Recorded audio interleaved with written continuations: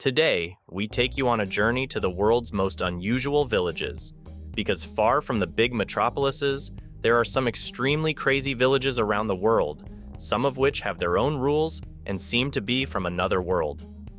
So, let's get started. The first stop on our journey will take us to Japan, more specifically, to the country's smallest island, Shikoku. There exists a village known as Scarecrow Village. Indeed, the name says it all because Scarecrow Village is full of life-size scarecrows in the form of dolls.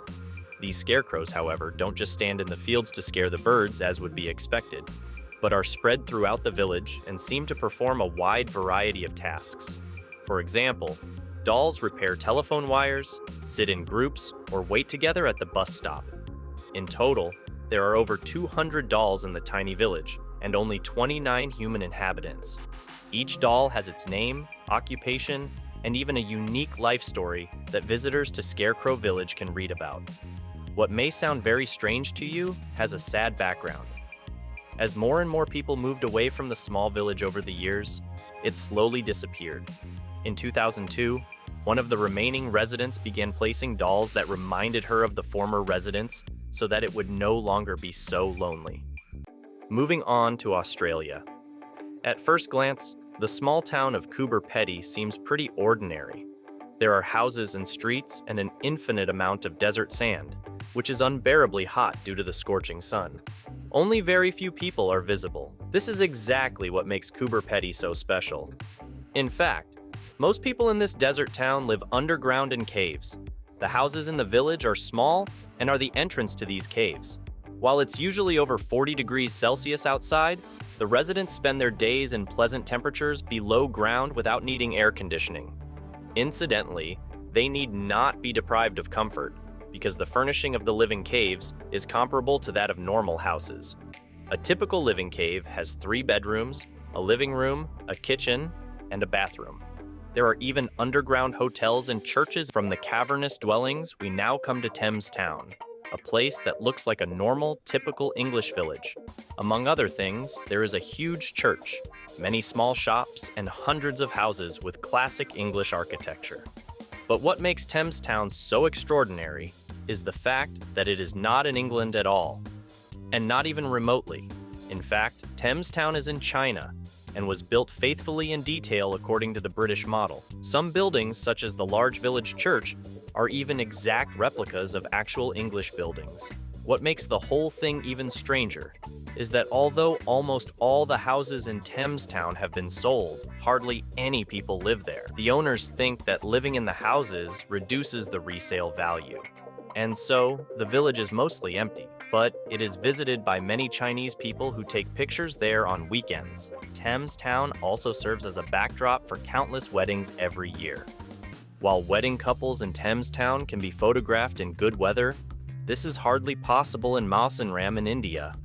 In the small village in the east of India in the state of Meghalaya, located in the middle of the mountains, it rains constantly. And when we say constantly, that really isn't an exaggeration. In fact, there is no place in the world where it rains more. Every year, 11,873 liters of water per square meter fall from the sky, and those who live there rarely see the sunshine. Of course, residents can't sit in their homes all day, but must go to their everyday work and daily tasks when it rains all the time. And so, grabbing an umbrella when you leave your house is as much a part of it as putting on your shoes is for us. Incidentally, this unusual weather phenomenon is caused by the southwesterly winds that drive the moist air from the Bay of Bengal into the mountains. The air then rises in the mountains, cools down, and as a result, it rains. From this humid place, we travel once again to China.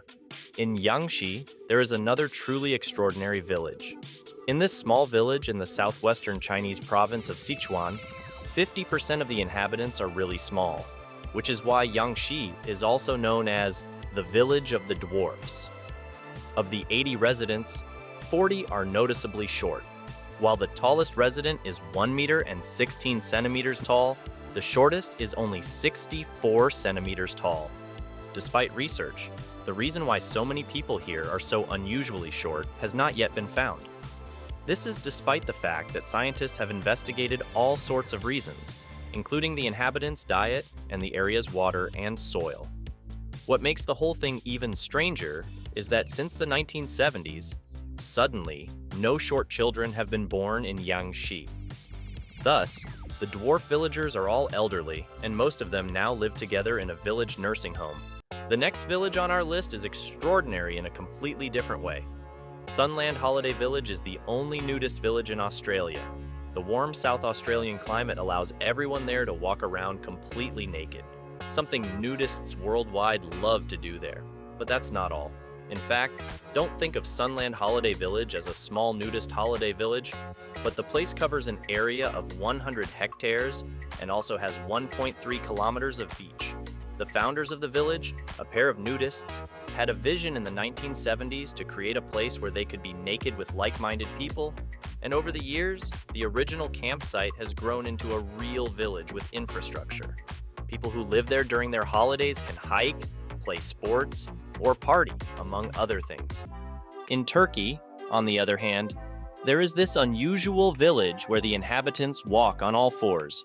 A single Kurdish family inhabits the tiny remote village, and in fact, most of them can't stand up, so they walk on their feet and hands. After discovering the unusual phenomenon, scientists investigated the reasons and discovered that the villagers probably have a brain defect due to marriage to close relatives. Before we get to the last outstanding village for today, there are two notable villages. First, Zalapy, which is considered the most colorful village in Poland, and where really everything you can imagine is decorated with colorful floral motifs, both inside and outside the houses. You will be amazed by the colorful floral patterns on buildings, fountains, dog houses, and stoves. Secondly, there is Colma in the US state of California. There are far more dead people there than living residents. Although 1,500 people live there are so many cemeteries that more than 1.5 million dead are buried there. And that's no accident.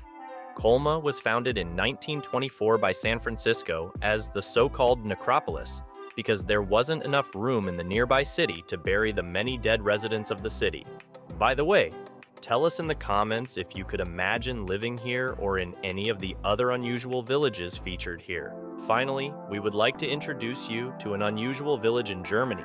The small village in northwest Germany looks idyllic at first glance as there is a dreamlike natural environment. At a second glance, however, you notice that this village is different. In fact, there, you will quickly come across waving war flags and very extreme inscriptions. A sign near the main road pointed to Vienna, Paris, and the birthplace of Adolf Hitler. Jemel is known as a Nazi village, and many inhabitants have far-right views.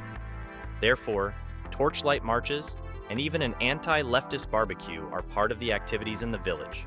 Right-wing extremists make no secret of the fact that they want to turn Jemel into a so-called ethnic liberation zone. In other words, to drive out all dissenters. These were already the most unusual villages in the world. Leave a like if you found the video interesting, and see you next time here at Wise Fool.